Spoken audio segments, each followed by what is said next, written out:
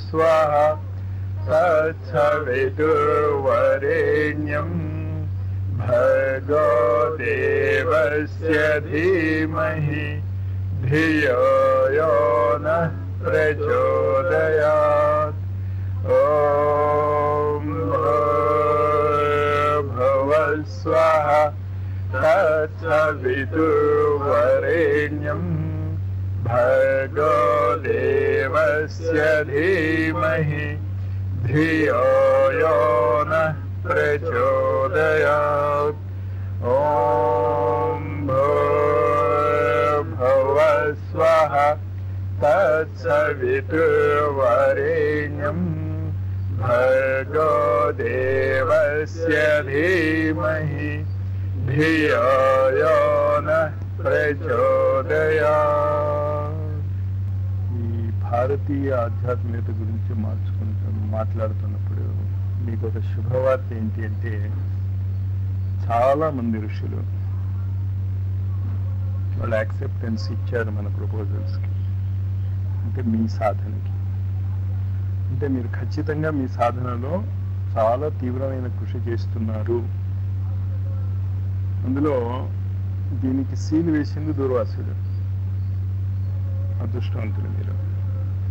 ఆ బాస్ ముద్ర పడితే, అందుకే ఇక్కడ చిన్న గుడి కట్టిద్దామని చూస్తున్నాను. గుడి బదులు చెప్పాను రామసుల్ లేకపోతే ఇది చేయవలసింది చేస్తాడు, మీరు ఆలోచించండి దాని గురించి ఇక్కడే. కానీ మీకు అది ఒక చాలా హ్యాపీ న్యూస్ మానవ జాతి మొత్తానికి. Keep it up. ఎందుకంటే నేను చెప్పగలిగేది ఇంకా చేసుకుంటూ పోవటమే. కానీ ఇది చేసుకుంటూ పోతున్నప్పుడు మీరు ఒక్క విషయం మాత్రం గుర్తుంచుకోండి, మీరు భౌతిక జగత్తులో ఏం చేస్తున్నారు అన్న దాని గురించి పట్టించుకోకండి. అది ఋషులకి అవసరం లేదు. వాడు అక్బర్ బాద్షా కావచ్చు, అడవిలో ఉంటున్నటువంటి తాన్సేన్ గురువు కావచ్చు, ఇద్దరిని ఒకేలా చూస్తారు వాళ్ళు. మీ సాధన కరెక్ట్గా ఉంటే మీరు భౌతిక జగత్తులో ఏ రోల్ ప్లే చేస్తున్నారు అన్నది ఇంపార్టెంట్ కాదు. మేరా నామ్ జోకర్ సినిమా మీరు చాలా మంది చూసి ఉంటారు. చూసారు కదా? మేరా నామ్ జోకర్, రాజ్ కపూర్ ప్రొడ్యూసర్, డైరెక్టర్, పెట్టుబడిదారుడు అంతా ఆయనే. కానీ ఏమవుతుంది అక్కడ, అతను ఒక ఎక్స్ట్రాకి సర్కస్ గురాణం దగ్గర వాచ్మెన్ ఉద్యోగం ఇచ్చాడు. రష్యా నుంచి ఆయనే పిలిపించుకున్నాడు తన సినిమాలో యాక్ట్ చేయడానికి కొంతమంది యాక్టర్స్ని. వాళ్ళని చూడటానికి జనం ఎగబడ్డారు సినిమాలో. ఆ ఎగబడిన జనంలో మా రాజ్ కపూర్ గారు కూడా ఉన్నారు. వాచ్మెన్ ఏం చేశాడు? తోసి పారేశాడు. కరెక్ట్గా తూసి ఉండకపోతే అతన్ని ఆ రోల్ ఇంకోటికి ఇచ్చేవాడు. అమ్మో రాజ్ కపూర్ గారు, మీరు నాకు ఆ రోల్ ఇచ్చారు, మీరు నాకు రోల్ ఇచ్చారు కనుక నేను మిమ్మల్ని ఎలా తోస్తాను, మీరు నాకు అన్నదాత. అర్థం చేసుకోండి ఎందుకు ఆ ఉదాహరణ ఇచ్చాను. మీలో చాలా మందికి ఒక విధమైనటువంటి దుర్భావన మీలో, అంటే మీకని కాదు మన సాధకులందరిలోకి కూడా ఏంటా దుర్భావన ప్రబలిపోయింది. మీరు జపం చేస్తేను, యజ్ఞం చేస్తూను, పూజలు చేస్తేనే మీరు ఆధ్యాత్మిక సాధనలో ఉన్నారు అని కాదు. ఆధ్యాత్మిక సాధనకి, పూజలకి, తపాలకి, తపస్సుకి ఏ విధమైనటువంటి సంబంధం లేదు. సంబంధం ఉంటే రావణాసురుడు చాలా గొప్ప సాధకుడు అయి ఉండేవాడు, ఋషి అయి ఉండేవాడు కదా. అతనంత తపస్సు ఎవడు చేయగలడు? మనం ఈ మాత్రం ఎండకే కాస్త ఉక్క పెడుతూనే విసురుకోవాలా, గాలి కావాలా, ఫ్యాన్ కావాలా, మాస్టర్ చెప్పేది ఎలా వినేది, విసుగ్గా ఉంది అనుకుంటున్నాం. మరి రావణాసురుడు చేసిన ఘోర తపస్సులు ఎలా ఉండేవి? సినిమాల్లో చూపించినవి చాలా తక్కువ. 3 లోకాలు మండుకుపోవటం, అక్కడ వరకు ఆ మంటలు వ్యాపించాయంటే దేవతల వరకు. భౌతిక జగత్తులో రావణాసురుడి సాధనలో ఎంత మంట వ్యాపించి ఉంటుందో ఊహించుకోండి అతనికి. కానీ అతని ఋషి అనమే రాక్షసుడు అంటాం. అర్థమైంది కదా? అంచేత నేను జపం చేసుకోలేదు మాస్టారు, పూజ చేయలేదు మాస్టారు, సాధనలు చేసుకోలేదు మాస్టారు, అసలు మీరు రాంగ్ ట్రాక్ లో ఉన్నారు. ఆ ట్రాక్ ని కరెక్ట్ చేసుకోండి. ఇక్కడ మీరు చాలా సఫలీకృతం అయ్యారు. దూర్వాసుడు లాంటి వాడు మీకు ఓకే ఇచ్చాడంటే నాకే ఆశ్చర్యం. నా శారీరక పరిస్థితికి కొంచెం ఆయన కూడా కారణం అనుకోండి, కానీ అది మీకు సంబంధించింది కాదు. కానీ ఆయన లాంటి వాడు మిమ్మల్ని ఓకే చేశాడు అంటే అనేక జన్మల బంధం కూడా కావచ్చు. మా వాళ్ళని మార్కులు వేసేసాడు కూడా నాకు డౌటే. ఏదేదా మార్కులే కదా. అత్తోసేసాడని చెప్తున్నానే ద్వారపాలకుడు దర్బాను. ఆ రోజు మీరు కరెక్టే చేయగలిగారా లేదా అంతే. మీకు భౌతిక జగత్తులో మీరు ఎక్కడున్నారు? వాచ్మెన్ గా ఉంటే ప్రొడ్యూసర్ అయినా తోసి పారేయాల్సిందే ఆ రోజుల్లో కదా. అలాగే భార్యగా, భర్తగా, ఉద్యోగస్తునిగా, వ్యాపారస్తునిగా మీ రోల్ కరెక్ట్ గా ప్లే చేయాలి తప్ప నేను వ్యాపారస్తుడిగా ఉన్నాను కదా నేను అధర్మం చేయను. ఈనాడు దేశకాల పరిస్థితుల్లో ఏది ధర్మమో, ఏది ప్రజాభిప్రాయమో అది ధర్మం. అశ్వత్థామ హతః అని ఎవడి చేత అనిపించాడు? ధర్మరాజు చేత అనిపించాడు. ఎవడనిపించాడు అంటే అబద్ధం చెప్పమని చెప్తున్నాను నేను మిమ్మల్ని కాదు. మీ భౌతిక జగత్తులో సోషల్ రియాక్షన్స్ లో అబద్ధాలు చెప్పవలసి వస్తే హాయిగా చెప్పండి. మీ వ్యక్తిగత సాధనలో అబద్ధం చెప్పుకోకండి. ఆ తేడా అర్థం చేసుకోండి. ఆ తేడా అర్థం అయిపోతే మీరు సాధనలో ఇంకా హుషారుగా ముందుకెళ్ళిపోతారు. మీరు ఏం చేశారు అన్నది ముఖ్యం కాదు. గాయత్రి మంత్ర జపం చేశారా, యజ్ఞాలు చేశారా, మరి ఇక్కడ చేయిస్తున్నాం కదా మాస్టర్ కావాలని చెప్పి అని ఎందుకు ఇక్కడ చేయిస్తున్నాం? ఇక్కడ చేయండి. ఇక్కడ ఇదే ముఖ్యం మీకు. దానికోసమేగా ఇక్కడికి వచ్చేది, అవన్నీ వదులుకుని. కానీ ఇక్కడ నుంచి బయటికి వెళ్ళగానే మీ బాధ్యతలు ముఖ్యము, ఇది సెకండరీ. కానీ ఆ భావన సెకండరీ కాదు. ఏ భావన? మౌనముగా ఉండటం. కోరికలే వద్దు, బాధ్యతలే. దాని ఫలితం ఏమవుతుంది? మనుషులు హర్షిస్తారా, హర్షించరా, నా స్నేహితుడు నా గురించి ఏమనుకుంటాడు, ఇవంతా మీకు వద్దు. చేయవలసింది కరెక్ట్ గా చేయండి. నన్ను చాలా మంది అడుగుతూ అంటారు, మీ కెమిస్ట్రీ డిపార్ట్మెంట్ లో మీ హెడ్ ఏం చెప్తే అది చేస్తావా? చేస్తా. కెమిస్ట్రీ డిపార్ట్మెంట్ వరకు, కెమిస్ట్రీ డిపార్ట్మెంట్ లో వరకే, అంతే తప్ప కెమిస్ట్రీ హెడ్ కనుక నా జీవితంలో తీసుకెళ్ళి నువ్వు ఇంకో ఏదో చేయండి చేయను కదా. ఆ గీతలు గీసుకోవటం నేర్చుకోండి. మీకు ఏ కష్టాలు రావు. అసలు మీరు సాధకులు అని ఎవరికి తెలియదు కూడా మీరు చెప్పేంత వరకు. ఇలా జీవిస్తే, అలా జీవించగలిగితే మీరు, అది నిజమైనటువంటి యోగ సాధన. రాజ విద్య రాజగుహ్యం. ఒక రాజు తన రహస్యాన్ని ఎలా కాపాడుకుంటాడు, మీరు సాధకులు అనేది అంత కాపాడుకోవాలి. అసలు మీరు వేషధారణలోనే సాధకులు అని చెప్పుకుంటూ ఉంటే ఎక్కడ మన భారతీయ ఆధ్యాత్మికత దెబ్బతిందో చెప్తున్నాను. 33 కోట్ల దేవతలు భారతదేశంలో నివసిస్తున్నారు అంటే ఆనాటి కాలంలో ఆ జనాభా అంతా, అంటే అందులో ఉన్నటువంటి ప్రతి భారతదేశీయుడు కూడా సాధకుడే. ఇంకా ప్రశ్నే లేదు అక్కడ. మీరేం అడగక్కర్లే. వాడు ఏం చేస్తున్నాడు, వాడు పిలక పెట్టుకున్నాడా, పసుపు బట్టలు రంగు వేసుకున్నాడా, ఎర్ర బట్టలు రంగు వేసుకున్నాడా, అర్థమవుతుంది కదా. ఇంపార్టెంట్, చాలా ఇంపార్టెంట్ అది. ఇంచేత ఆ బాధ్యత మీకు ఎవరిచ్చాడు? ప్రొడ్యూసర్ ఇచ్చాడు. ఆ భగవంతుడు ఇచ్చిన బాధ్యతేగా.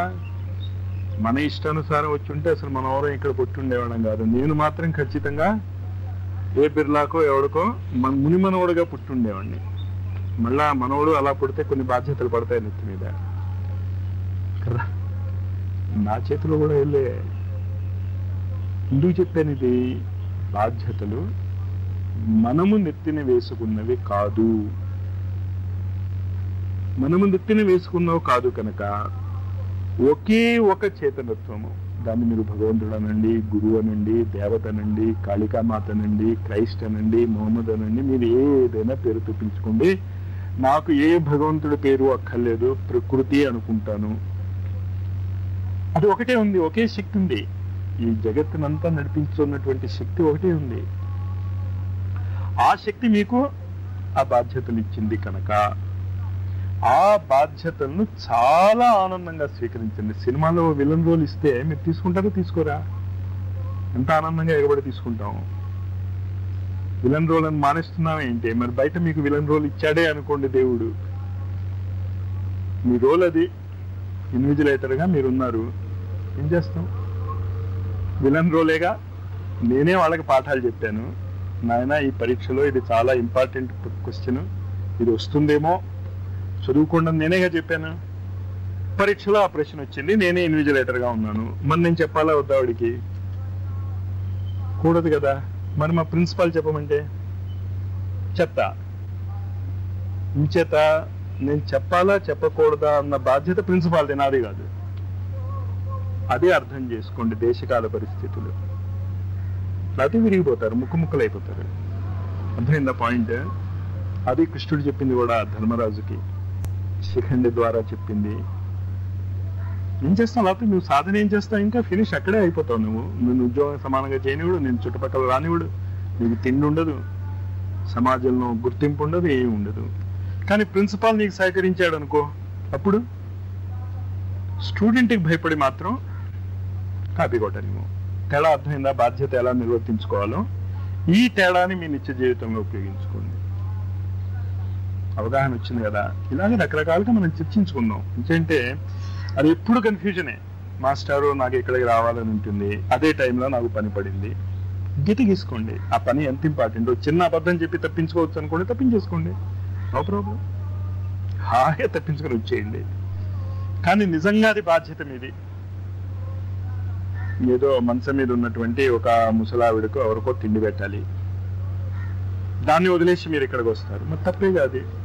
అంచేత ఏది పాటించవలసినటువంటి బాధ్యత, ఏది అంతగా పాటించకూడనటువంటి బాధ్యత మీరు నిర్ణయించుకోండి. అది కష్టం మాత్రం కాదు. అది మీరు నిర్ణయించుకోగలుగుతున్నారు అనేదే ఈనాడు నేను మీకు మొట్టమొదటి ఇచ్చినటువంటి దూర్వాసులం గారి సందేశం. You are okay, not okay, you are running.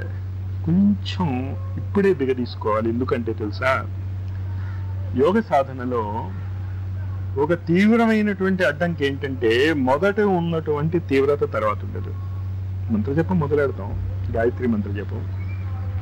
మిగతా వాళ్ళ అనుభూతి నాకు తెలియదు, కానీ మొదట 20 రోజులు, నెల రోజులు ఎంత అద్భుతమైనటువంటి మంత్రాన్ని జపం చేస్తున్నాను నేను, ఎంత అద్భుతమైనటువంటి గురువు నాకు ఈ మంత్ర దీక్షనిచ్చాడు. ఒకానొకప్పుడు విశ్వామిత్రుడు, వశిష్ఠుడు లాంటి మహనీయులు జపం చేసినటువంటి మంత్రాన్ని ఈనాడు నేను ఉచ్చరించగలుగుతున్నాను కదా అనుకునేవాడిని. ఇప్పుడు వీళ్ళెవరు గుర్తు రావటంలే నాకు. ఈ మహనీయులు ఎవరు గుర్తు రావటంలే. గాయత్రి మంత్రం చేస్తూ ఉంటే ఏమైంది? క్వాలిటీ పోయింది. పోగొట్టుకోకండి ఆ క్వాలిటీని.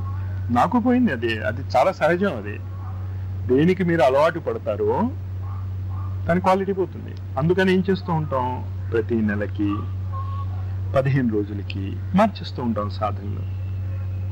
అందుకు సాధనలు మార్చేది. సాధనలో ఏం లేదు, విధానం ఏంటి? మౌనంలో ఉన్నటువంటి ఆ సర్వాంతర్యామిని పట్టుకోవటమే కదా. కానీ సాధన ఎందుకు మారుస్తా ఉంటే అందుకు మారుస్తాం. మళ్ళీ కొత్తగా ఉంటుంది కదా, మళ్ళా ఒక కొత్త ఉత్సాహం వస్తుంది. వంకాయ కూర గురించి నేను ఎప్పుడు చెప్తూ ఉంటాను కదా, మా ఆయన అస్సలు నమ్మదగిన వాడు కాదు సార్ అంది సైకాలజిస్ట్ దగ్గరికి వెళ్ళి. ఎందుకు అంటే మొదటి రోజు వంకాయ కూర పెట్టాను, చాలా బాగుంది అన్నాడు. రెండో రోజు వంకాయ కూర పెట్టాను, తిన్నాడు.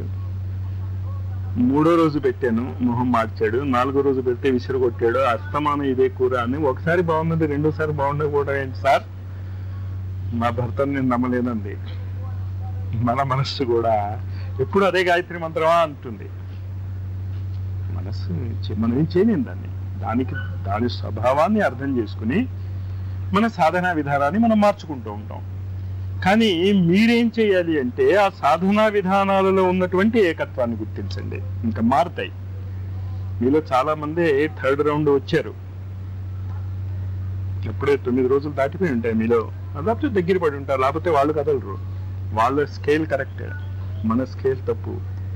అంటే అర్థం ఏంటి? ఇంకా రకరకాల సాధనలు ఇంకా ఇండివిజువల్గా నేను మీకు చెప్పాల్సి వస్తుంది. ఇంకా మారుతాయి. అభిరుచిని బట్టి, మీ భౌతిక పరిస్థితిని బట్టి. అందులో ఎక్కువ తక్కువ అనేం కాదు. అక్కడ ఒకే కాలేజీలో కామర్స్ చదవటానికి వెళ్తారు, సైన్స్ చదవటానికి వెళ్తారు, ఇద్దరికి డిగ్రీలు వస్తాయి. గ్రాడ్యుయేట్లు ఫలానా పోస్ట్కి దరఖాస్తు పెట్టుకోవడానికి అర్హత ఉంది అంటే ఇటు బీకామ్ వాడు పెట్టుకోవచ్చు, బిఎస్సీ వాడు పెట్టుకోవచ్చు, బిఏ వాడు పెట్టుకోవచ్చు. అంచేత ఖచ్చితంగా అతి త్వరలో, ఇందాక నేను చెప్పాను కదా మీకు శుభవార్తని, మారొచ్చు.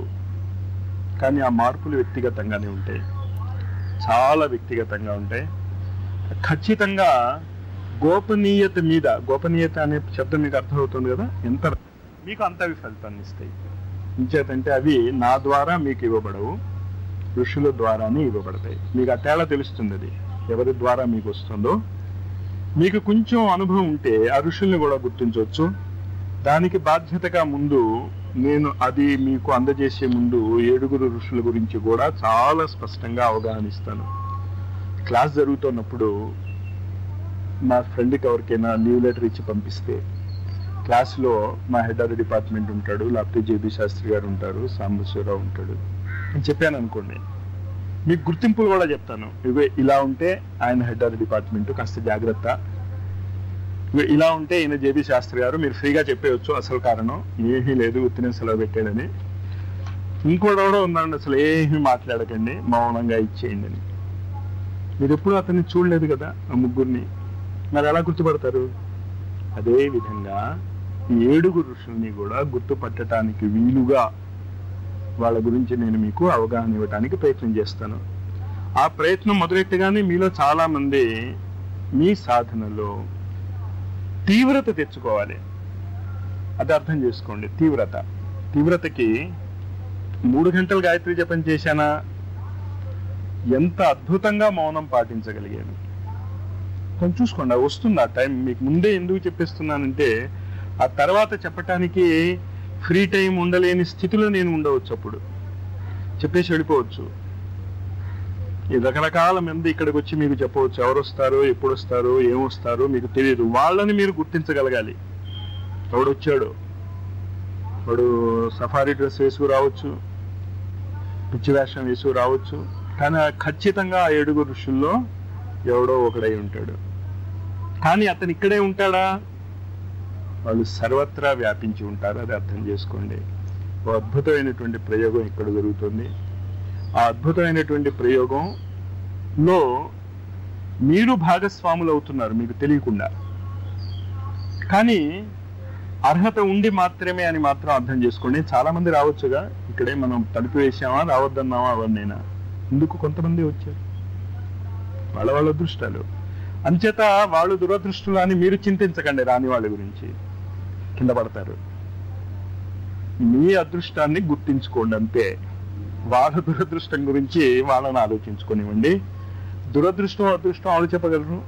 It all depends on their life purpose. Engineering entrance టైంకి అందుకోలేకపోతే దురదృష్టం ఎవరికి అవుతుంది? ఇంజనీర్ అవ్వాలి అనుకుని ప్రిపేర్ అయిన వాడికి. అసలు ఇంజనీర్ అవ్వాలి అనుకోకుండా ఏ కామర్స్ చదువుతున్నాం అనుకోండి, ఏంటిటా ఇంజనీరింగ్ డేట్ వెళ్ళిపోతే ఏంటిటా, అనౌన్స్ కాకపోతే ఏంటిటా, పేపర్ లీక్ అవుతే ఏంటిటా, లీక్ కాకపోతే ఏంటిటా. జత ఆ మానసిక స్థితి చాలా జాగ్రత్తగా ఉంచుకోండి, పవిత్రంగా ఉంచుకోండి. ఇతరుల గురించి కుటుంబ సభ్యులైనా కూడా నో కమెంట్స్. వాళ్ళు కూడా మంచి మార్గంలో రావాలని నేను కోరుకుంటున్నాను. నీకు తెలుసా ఏది మంచి మార్గం? తెలిస్తే ఇలా ఉంటాం. ఇదే మంచి మార్గం అని తెలిస్తే ఏం చేసి ఉండేవాళ్ళం? ఈ అవధూతలందరూ ఏం చేశారు? బుద్ధుడు ఏం చేశాడు? అశోకుడు ఏం చేశాడు? రాజయ్య ఉండి కూడా ఏం చేశారు? వాళ్ళు తప్పనన్నీ వదిలేసి మారిపోయారు ఆ క్షణం నుంచి. మరి మనం మారగలుగుతున్నామా? మారొద్దు. నేను మళ్ళీ వార్నింగ్ ఇస్తున్నాను. అలా మారాలని అనిపించవచ్చు మీకు. ఈ సాధనలు జరుగుతున్న కాలంలో మారవద్దు. మారాలని అనిపించినా ఖచ్చితంగా నా దగ్గరికి ఎక్కడున్నా పరిగెట్టుకుని వచ్చేయండి. అలాంటప్పుడు ఇంటిని వదిలే ప్రసక్తే లేదు, బాధ్యతలను వదిలే ప్రసక్తే లేదు. ఎక్కడున్న వాళ్ళం అక్కడే ఆ ఋషులకి ఆలంబనగా ఈ ప్రకృతిలో 2000 వరకు నిలబడి ఉంటాం. మనం ఇంకో చోటకి వెళ్తే వాళ్ళకిందుకు?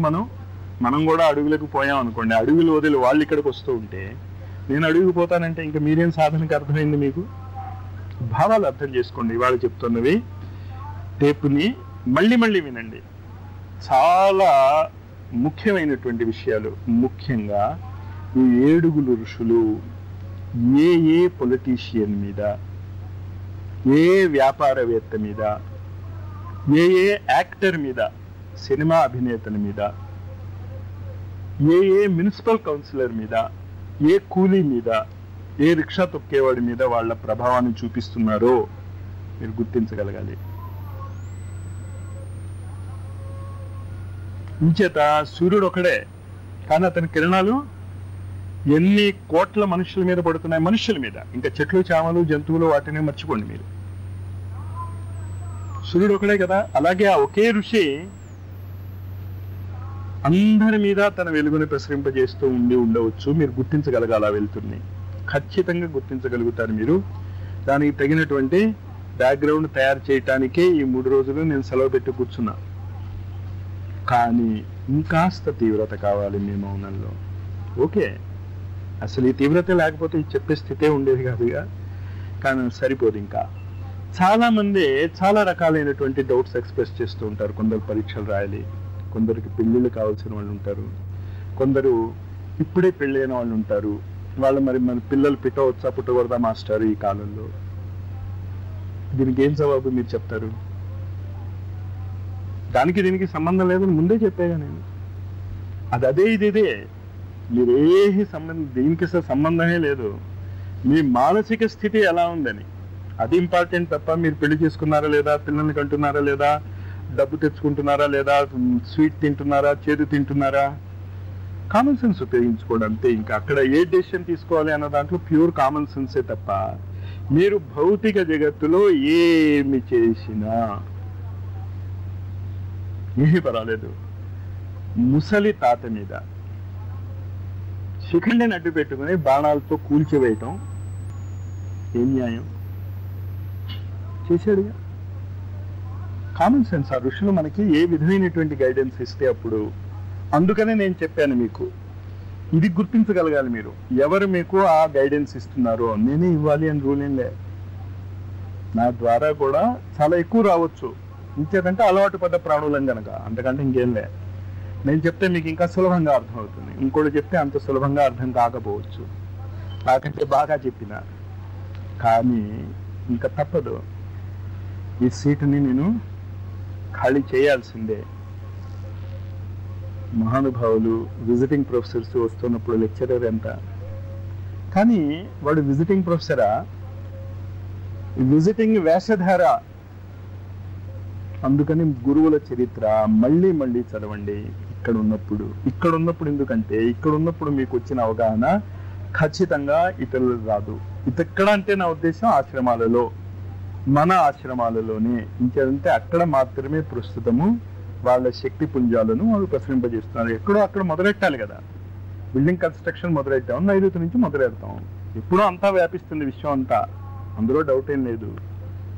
ఎక్కడో మనం బీజాలు వేసుకున్నాం, స్టార్టింగ్ పాయింట్స్ వేషం, ప్రసరిస్తుంది.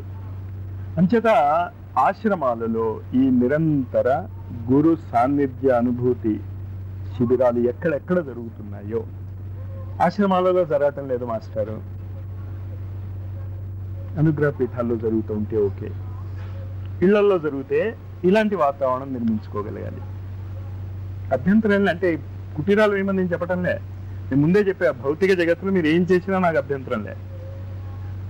పార్క్ ఉంది, ఆ పార్కులో మీరు ఒక స్థలాన్ని కేటాయించుకుని, చిన్న ఈ బాత్రూమ్ స్థలాన్ని మనం ఎంత కూర్చున్నాం అక్కడ ఇచ్చేసుకున్నా నాకు అభ్యంతరం లే. ఋషులకు అభ్యంతరం లే, వాళ్ళు ఎక్కడికైనా రాగలరు. మీరు ఎక్కడున్నా మిమ్మల్ని ఆ అనుభూతికి లోను కాగలరు. మీరు మౌనంగా ఉండగలగాలి. అది పార్కులో మౌనంగా అంత ఈజీగా ఉండలేరు, అంతకంటే ఇంకేం లే. అంచేత మళ్ళా ఇంత కుటీరాలు నిర్మించుకోవాలా, ఆ కుటీరాల సైజ్ ఎంత మాస్టారు అంటే ఎంతసేపు నేను చెప్పింది వేస్ట్ అయిపోయింది మీకు. ఆ కామన్ సెన్స్ రావాలంటే అంటే చాలా త్వరలో మిమ్మల్నే పరివరాజకులుగా, అంటే డ్రెస్ మారుస్తామా, గుళ్ళు గీస్తారా మాస్టర్, అది మన పద్ధతే కాదని చెప్పాం. ఋషుల పద్ధతి అసలు అది కానీ కాదు.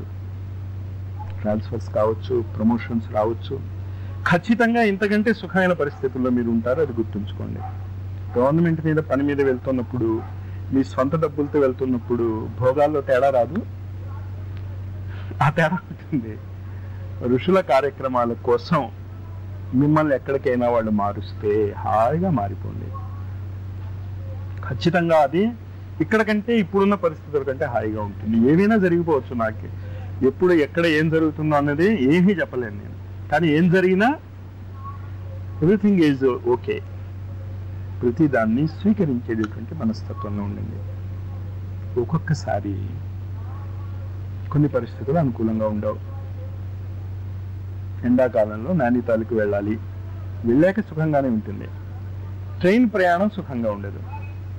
అలాగే ఒక్కొక్కసారి మీ జీవిత కాలంలో ఈ మధ్య కాలంలో కొన్ని రోజులు కొంచెం ఇబ్బంది పడవచ్చు. మీరు ట్రైన్ జర్నీ వెళ్ళేది నైనితాల్ ఎండాకాలంలో, అక్కడ సుఖంగానే ఉంటారు.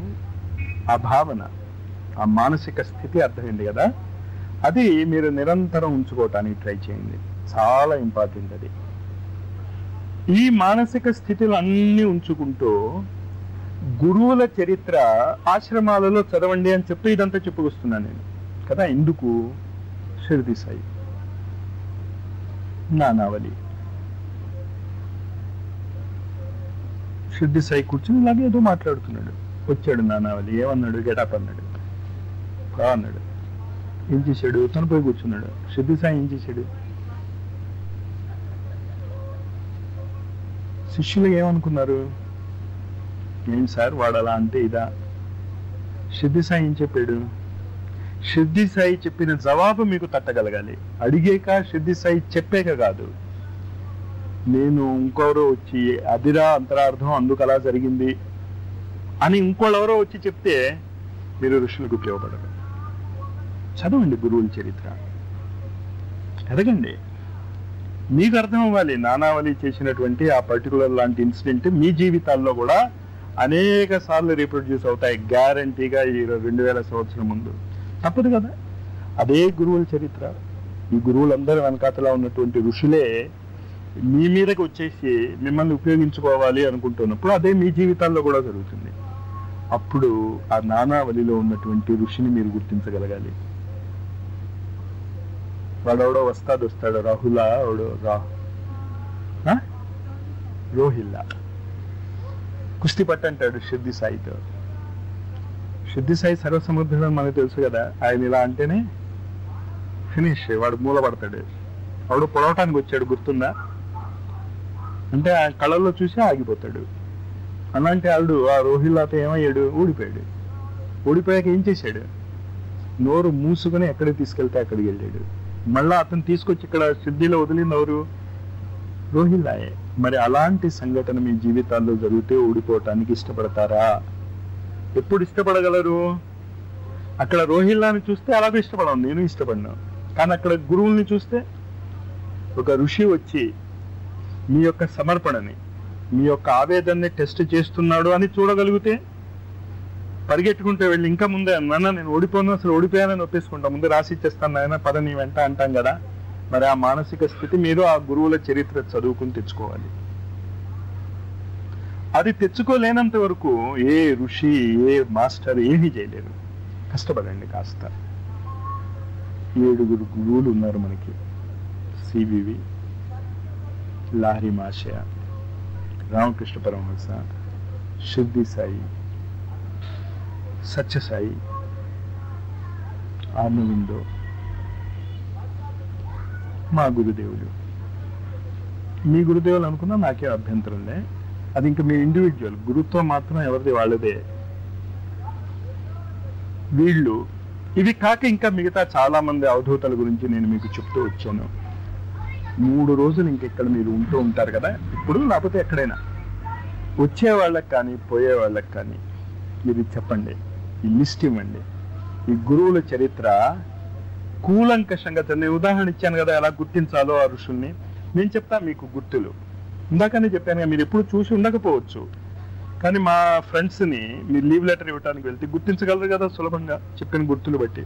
అలాగే ఆ 7 ఋషులు ఎలాగ ప్రవర్తిస్తున్నారో ఈ ప్రకృతిలో, ఎక్కడెక్కడ ప్రవర్తిస్తున్నారు. జానదేవుడి పేరు ఉన్నారా? ఇది భగవద్గీత మీద ఏంటది? జ్ఞానేశ్వరి రాసిన అతని సమకాలికుడు, చాలా గొప్ప కృష్ణ భక్తుడు. 14 సంవత్సరాల పాటు శ్రీకృష్ణుడు అతని ఇంట్లో బట్టలు ఉతికాడు, నీళ్లు మోసాడు.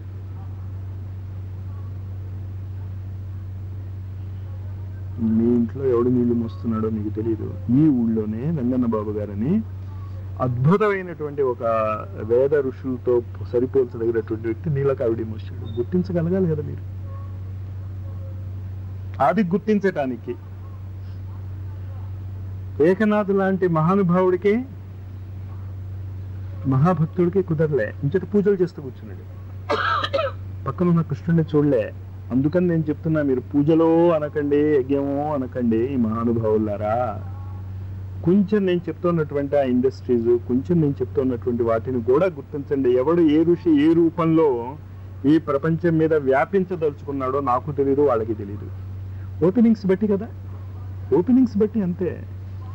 ఎవడు ఏం చేయలేడు, ఋషులు ఏం చేయలేరు. మీరు అవకాశం ఇవ్వాలి కదా, మానవ జాతి అవకాశం ఇవ్వాలి కదా వాళ్ళకి. ఇంత తెలిసిన మీరే అవకాశం ఇవ్వకపోతే బయటవాడు ఏమిస్తాడు? కానీ ఒకసారి వాళ్ళే ఇవ్వగలరేమో. అంచేత మనం ఏదో చాలా గొప్పవాళ్ళం అనుకోకండి. ఆ అమాయకత్వం ఉండే శ్రీకృష్ణ చూస్తే మీకు తెలుస్తుంది. సుధాముడికి అన్నీ ఇచ్చేసాడు, కానీ సుధాముడికే తెలియదు ఇచ్చినట్టు. మిగతా వాళ్ళందరికీ తెలిసిపోయింది ప్రపంచంలో, సుధాముడికి ఒకటి తెలియలే. ఆ అమాయకత్వమే నాకు నచ్చింది అన్నాడు.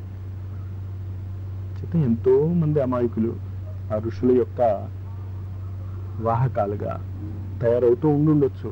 తెలియదు, ఏమీ తెలియదు, అంతా గజిబిజిగా ఉంది. 2000 సంవత్సరం దగ్గర పడుతోంది. మరి మేము స్టూడెంట్స్ కదా, ఏం చేయాలి? చదువుకుంటూ ఉండండి. విద్యారంగంలో మీ ద్వారా ఏం మార్పు తెస్తారో. మేము బిజినెస్ పీపుల్ కదా, బిజినెస్ చేస్తూ ఉండండి. బిజినెస్ రంగాల్లో ఏం మార్పు చేయనున్నారో. మేము ఎలక్ట్రిసిటీ డిపార్ట్మెంట్లో పనిచేస్తున్నాం కదా, ఏమో ఎలక్ట్రిసిటీలో ఏ విధానం మీ ద్వారా కనిపెట్టబడుతుందో అడిగి తెలుసు. మీరు యాక్టివ్గా అవ్వండి, అవేర్నెస్లో జీవించండి. మీరు చేస్తున్నటువంటి పనిని వర్క్ ఈజ్ వర్షిప్ అని ఉత్తినే అనలే. ఏదో ఒక అలా మాట అనేద్దాం, అందంగా ఉంది, వింటానికి బాగుంది, ఇది W2 స్టార్ట్ అయింది, అది W2 స్టార్ట్ అయిందని ఏం అనలేవాళ్ళు. దాని వెనకాతల ఇంత ఫిలాసఫీ ఉంది. నాకు చదువు రాదు, నాకు ఉద్యోగం లేదు, నేను గృహిణిని మాత్రమే. ఎంతమంది గృహిణులు భగవత్ సాక్షాత్కారం పొందలేదు? ఏమో మీ ద్వారా ఏ పక్కనున్న వాడికి ఆ మంట అందుతుందో మీరు అంటిస్తా ఉంటే మాత్రం అందదు. అది మీరు ప్రయత్నం చేయకండి. ఆ స్పార్క్, ఆకర్షణ ఉందే, అదే లాక్కుంటుంది. మీరు అనవసరంగా మా భార్య రావాలి, నా పిల్లవాడు రావాలి, నా మనవాడు వచ్చేసేయాలి ఇందులోకి, ఇంత గొప్పది కదా, వాళ్ళ అదృష్టం. కానీ అదృష్టం అంటే మళ్ళీ చిన్న చూపు చూడబాకండి. అది చాలా జాగ్రత్తగా ఉండాలి.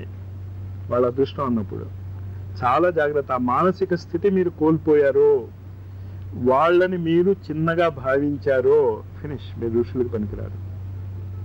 అందుకని చాలా జాగ్రత్తగా మిమ్మల్ని మీరు కాపాడుకోండి, ఎదగండి. ఆ ఎదుగుదలతో పాటు ఆ మౌనాన్ని సాధించండి. గురువుల చరిత్రని ఈ దృష్టికోణంతో చదవండి. మీ జీవితాలలో ఆ సంఘటన జరగచ్చు, మీ ముందే జరగచ్చు, మీకు జరగకపోవచ్చు, మీ ముందే ఇంకోళ్ళకి జరగచ్చు. ఆ ఇంకోళ్ళకి జరిగినప్పుడు ఆ వ్యక్తి మీకు చెప్తే ఇంకా లాభం, ఇంతసేపు ఈ కంఠశోష అంతా వేస్ట్, ఈ సాధన అంతా వేస్ట్ కదా. ఇది మనస్సులో గుర్తుంచుకుని ఇక్కడ చదవాల్సినటువంటి పుస్తకాల లిస్టు తయారు చేయండి. తయారు చేసి వీలైనంత ఆ పుస్తకాలు ఇక్కడ పెట్టండి. ఆ సెట్స్ దొరకకపోతే ఫోటోస్టాట్ తీయించండి. ఇక్కడ డబ్బు కాదు ఇంపార్టెంట్. సైన్స్లో రీసెర్చ్ చేస్తున్నప్పుడు 2 లక్షలు పెట్టి ఏదైనా ఆపరేటర్స్ కొనాలంటే ఏం చేస్తాం? కొంటాం. కొనకపోతే రీసెర్చ్ జరగదు. ఏం చేస్తాం? ఓ ఫోటోస్టాట్ కోసం. ఒకవేళ ఆ పుస్తకం దొరకకపోతే సంగతి చెప్తున్నాను, అలాంటిది ఏమి ఉండవు. సరేనా? ఇది గుర్తుంచుకోండి. గురువుల చరిత్ర మదించండి. ఖండతా పట్టి ఆయన ఎక్కడ పుట్టాడు, వాళ్ళ అమ్మ పేరేంటి, వాళ్ళ నాన్న పేరేంటి, వాళ్ళకి ఎంతమంది పిల్లలు ఉన్నారు, వాళ్ళ మేనకోడల పేరేంటి, ఇది కాదు నేను అడిగేది. ఆధ్యాత్మిక సాధనలో వాళ్ళు ఆ ఉన్నత స్థాయిని చేరుకోవటానికి వాళ్ళు ఎలాంటి పరిస్థితుల్ని ఎదుర్కొన్నారు, ఖచ్చితంగా ఏ విధమైనటువంటి మార్పు లేకుండా ఆ పరిస్థితులన్నీ రేపో మాపో మీ జీవితాల్లో ఖచ్చితంగా జరుగుతాయి. జరగకపోతే మీరు అడగలేరు, చేసేది ఉంది. మీరు ఎంఎస్సీలో జాయిన్ అవుతే ఫస్ట్ సెమిస్టర్ పరీక్షలు, సెకండ్ సెమిస్టర్ పరీక్షలు మీరు తప్పించుకునే ప్రసక్తే లేదు. ఎలాంటి పరీక్షలు వస్తాయి, ఎలాంటి పరిస్థితులు వస్తాయి, అప్పుడు మీరు ఎలా వ్యవహరించాలి అనేది మీకు ఆ పుస్తకాలు గైడ్స్గా ఉపయోగపడతాయి. అందుకే ప్రతి గురువు ఏం చెప్పాడు అంటే, my life is my message. నా జీవితాన్ని మీరు చూడండి, నా జీవితమే మీకు ఒక ఉదాహరణ కావాలి. శరీరానికి లొంగిపోకండి, కోరికలకి లొంగిపోకండి, బాధ్యతలకి పూర్తిగా లొంగిపోండి, మౌనంగా ఉండండి. ఆ ఋషుల అనుగ్రహం మీకు అతి త్వరలో లభించాలని ప్రార్థిస్తూ